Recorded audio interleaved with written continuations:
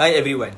Today we are going to study about consumer attitudes, behaviours and preference on insurance.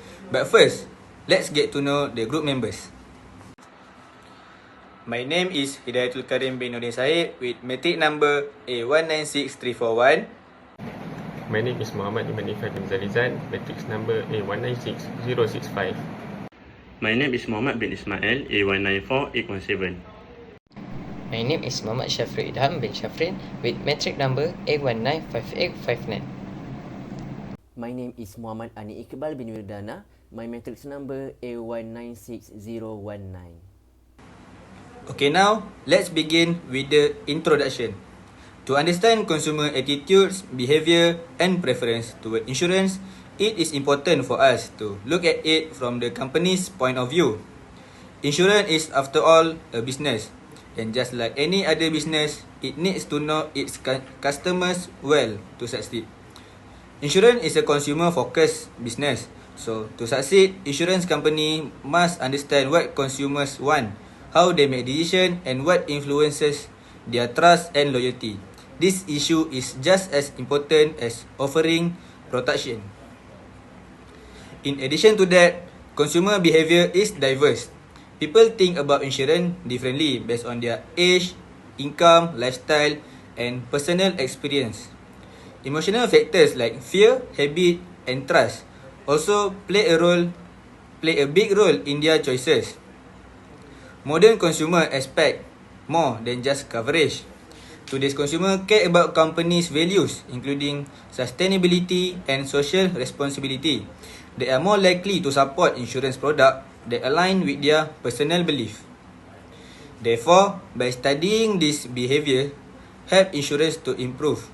By understanding how people think and act, insurance company can design better product, communicate more clearly, and build a stronger customer relationship. Now, let's take a closer look at the current issue affecting the insurance industry in Malaysia. To start with, insurance participation in Malaysia remains low. Insurance and takaful penetration stood at 54% in 2023, far below 75% Bank Negara Malaysia national target. A large portion of the population, especially the B40 group, remains uninsured and financially vulnerable. On top of that, lack of understanding and negative perception hinder engagement. Many consumers make decisions based on emotion or habit and often see insurance as unclear or not worth the cost, especially in product like life insurance. At the same time, new type of insurance face trust and awareness challenges. Sustainability-focused insurance products are only accepted when consumers clearly understand and trust their impact. Despite this, government efforts show limited progress. Although over 780,000 policies were sold following government subsidies, by the end of 2023, the program still faces challenges in reaching its full target due to communication and accessibility issues. Consumer attitudes, behaviors, and preference have a big effect on the insurance industry. The first problem is negative perception. Many people don't trust insurance or think it is too complicated. The terms in policies are often hard to understand, which makes people avoid buying or renewing insurance. On top of that, negative word of mouth and social media can spread complaints quickly. For example, just one bad review or post can harm an insurance company's reputation and stop others from signing up. Next is financial education. At the community level, people's cultural or religious beliefs can affect how they see insurance. Some may think it doesn't match their values, so they stay away from it. At the individual level, many people simply don't understand how insurance works or why it is important. If we improve education in both areas, more people will be able to make smart decisions and feel confident using insurance. Lastly, consumer preferences are strongly affected by the cost of insurance. Affordability is a big concern, especially for people with lower incomes. Many find it hard to pay premiums every month, while also covering basic needs like food, rent, or school expenses. Although government programs are meant to help, they don't always reach everyone, or they may not be well managed. When insurance or health service are free or heavily subsidized, it can lead to market distortions, which people might use the service more than needed just because they are free. This can put stress on the system, cause delays, and make it hard to keep the program running in the long term. Next is impact or effect on company, country, and community. First, let's start with company. When few people buy insurance, especially in general insurance, it will reduce the risk pool because the low insurance participation will concentrate risk and increase the claim burden among consumers. Next is revenue will decline because the lower income but operational costs remain high, so the profit margin will reduce. Next is premium will become more expensive. To cover losses, company will raise the price of the premium and then making the insurance even less attractive. After that is high customer acquisition costs. Company will spend more on advertising and education to attract more people to buy insurance. Lastly, slower innovation because the weak demand will delay the investment in digital and micro insurance solution. After that, community perspective. First, low financial resilience.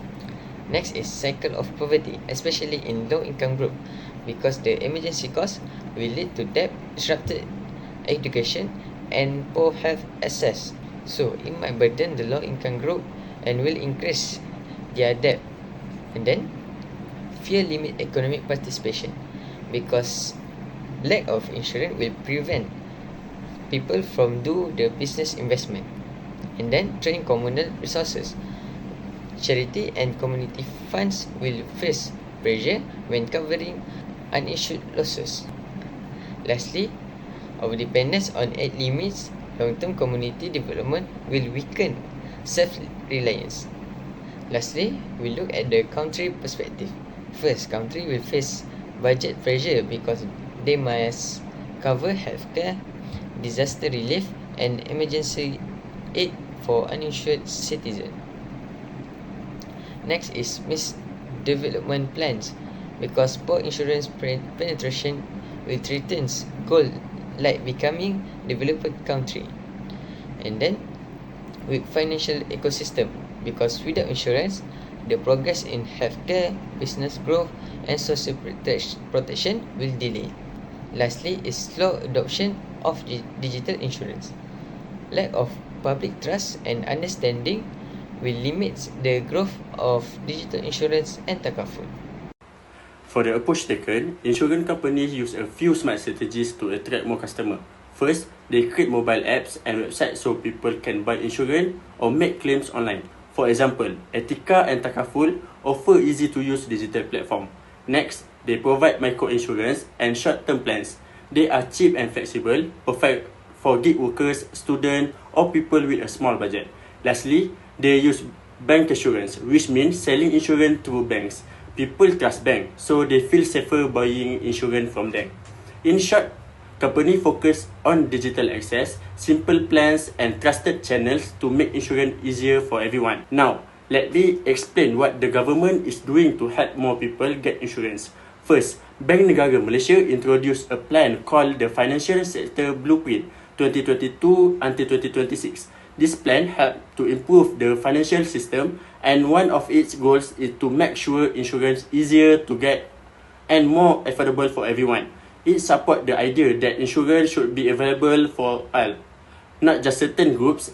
Next, the government is focusing on helping people who are usually left out of insurance. This includes gigs like Grab driver, young people who just started working, and low-income groups. Many of them don't have insurance. So, the government wants companies to offer cheap and simpler plans that meet their needs. Finally, the government also support insurance education programs.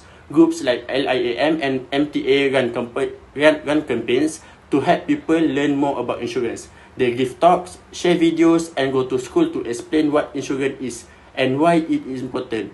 This helps people understand and trust insurance better. So, the government is helping by making insurance more inclusive, affordable, and easier to understand, especially for people who need it most.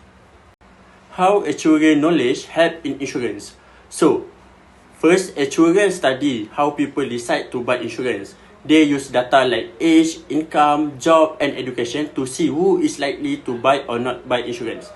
Then, they use a method called logistic regression to predict customer behavior. This helps insurance companies offer the right product to the right group of people. Actuaries also support bank assurance, which is insurance sold through bank. Many people trust bank more, so actuaries adjust the price and product to match what customers expect. Lastly, actuaries help with marketing by using ideas like loss framing. This means showing insurance as a way to protect from loss, not just give extra benefit.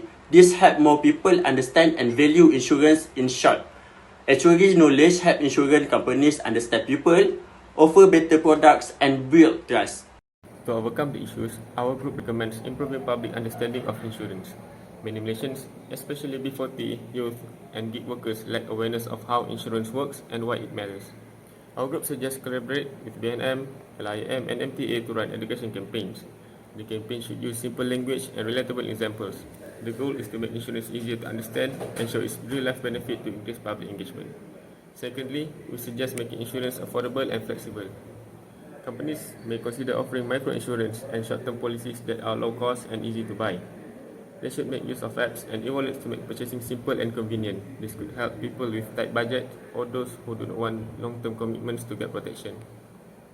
Next, insurance should match what people want and needs. Companies may use historical data to create plans for different groups, such as Islamic insurance or green insurance. Insurance products should focus on these emotional drivers like fear of loss and family protection in marketing. This aligns with BNM's suggestion, which is to develop personalized and inclusive products. Fourth is building trust. Building trust is important because people are more likely to buy insurance from companies that they are believed that are honest. Our group recommendation is to be transparent about prices, benefits, and claim process. They can also use technology like blockchain or open data platforms to show updates on claims or how their green policies are helping the environment. This helps people feel confident that their money is being used for good purposes. Lastly, insurance should be easier to get. Companies can work with banks to offer insurance through bank accounts, which people already trust. The goal is to simplify sign up using online tools such as AKTUARI and offer help through chatbots or apps. By focusing on all those aspects, insurance companies can create products that suits Malaysia's various communities. These ideas not only help fix current problems, but also support the country's goal of reaching 75% insurance coverage. This means more people will have financial protection. Understanding consumer attitudes, behaviours, and preferences is fundamental to develop inclusive, effective, and sustainable insurance solutions in Malaysia. The issues of low interest, negative perception, lack of trust and awareness hinder insurance uptake and weaken the financial resilience of individuals. The actions to educate, simplify products, use digital tools, build trust, and make personalized and inclusive products will significantly overcome the current issues. Not to forget, leveraging actuarial insights also help in transforming insurance from a perceived grudge purchase into a valued financial tool. A collaborative approach involving government initiative, private sector innovation, and community outreach is essential to bridge the insurance gap and achieve Malaysia's national target of 75% coverage, thus empowering individuals and business with financial protection, support economic growth, and strengthen social stability.